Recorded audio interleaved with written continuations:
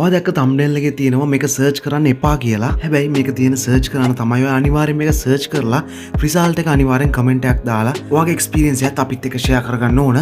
ඉතින් වැඩි කතා නැතුව අපි යමු අපේ වීඩියෝ එකට. මොකද්ද මේ YouTube එකේ සර්ච් කරන අලුත්ම ක්‍රමය ගැන බලන්න.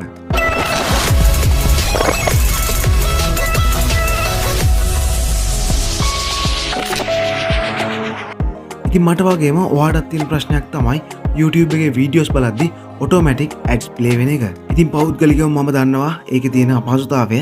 ඉතින් මම මෙන්න මේ ඇඩ්ස් ප්ලේ වෙන එක නැති කරගන්න ක්‍රමයක් තමයි අද ඔයාලත් එක්ක බෙදා ගන්න ආවේ. ඔයාලට මේකට කරන්න තියෙන පොඩි ස්ටෙප්ස් ටිකක්. ඉතින් අපි වැඩි කතා නැතුව බලමු කොහොමද ඒක කරන්න කියලා. ඉස්සෙල්ලාම ඔයාගේ බ්‍රවුසර් එකට යන්න ඕන. බ්‍රවුසර් එකට ගිහලා සර්ච් කරගන්න YouTube එක.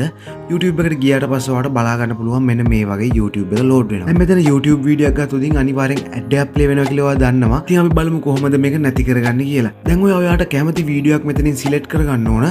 මේ මම සිලෙක්ට් කරගන්න වගේ ඔයා මේ විදිහට වීඩියෝ එක සිලෙක්ට් කරගන්න ඕන. දැන් සිලෙක්ට් කරගත්තට පස්සේ ඔයාලට මෙන්න මේ වගේ තමයි ස්ක්‍රීන් එක ලෝඩ් වෙන්නේ. ඉතින් ඔයාලට ස්ක්‍රීන් එක ලෝඩ් වුණාට පස්සේ බලා ගන්න පුළුවන් උඩින්ම තියෙනවා URL බාර්. ඔයා දැන් ඒ URL එක ක්ලික් කරගන්න ඕන. ක්ලික් කරගත්තට පස්සේ ඔයාලට බලා ගන්න පුළුවන් මෙන්න මේ වගේ එඩිට් කරන්න පුළුවන් වෙනවා. දැන් ඔයාලට පේනවා YouTube එකේ T අකුරට එහා පැත්තෙන් ඔයා මෙන්න මේ විදිහට හයිපන් එකක් ටයිප් කරගන්න ඕන.